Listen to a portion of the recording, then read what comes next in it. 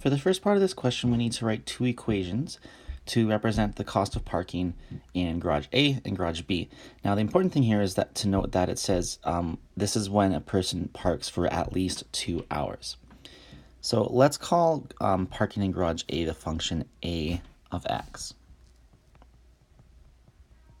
And we're told that garage A charges $7 to park for the first 2 hours, and each additional hour costs $3 more.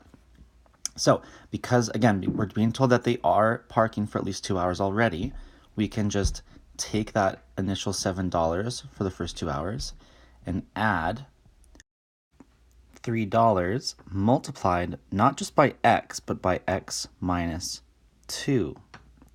And this would be the case if we're assuming that x has to be greater than or equal to 2 to start off. So if you're still confused about that, think what if we solved and x was equal to 2 for 2 hours? Well, you would do 7 plus 3 multiplied by 2 minus 2, which would be 0. So 7 plus 0 is 7. So that makes sense, right? It's $7 if they parked for 2 hours. If they parked for 3 hours, you'd place x with 3 and you do 7 plus 3 times 1, or $10.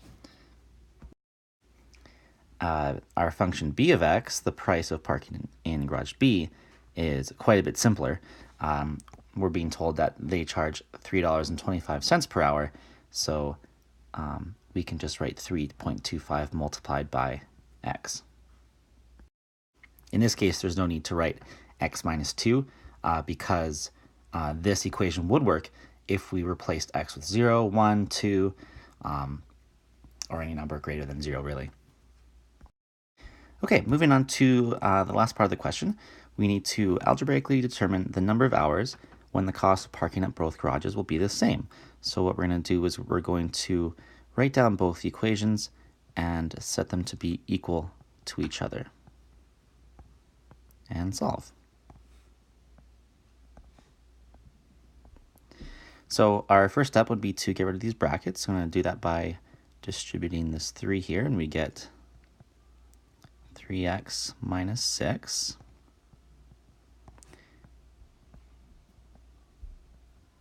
Oops. Okay, now we can combine some terms together here. If I add 7 and minus 6, I get positive 1.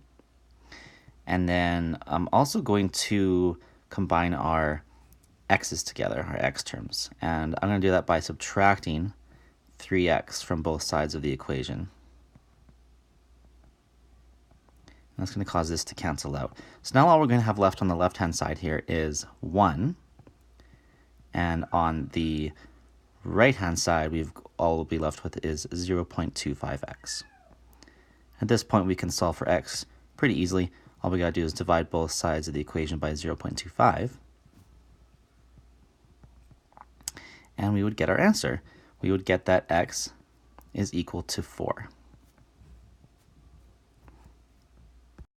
So that means it would take 4 hours for the cost of both parking lots to be the same. And if you had time on a test, it would be good to check your answer. And we would do that by taking both equations, for example, 7 plus 3 multiplied by 4 minus 2.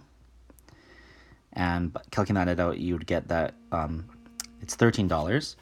And the garage B, if we take 3.25 and multiply it by 4, you would also see that the price is the same. It's also $13. That's a good way to check your answer. Anyway, that would be it for this video. I hope that was helpful, and thanks for visiting JD's Preparation.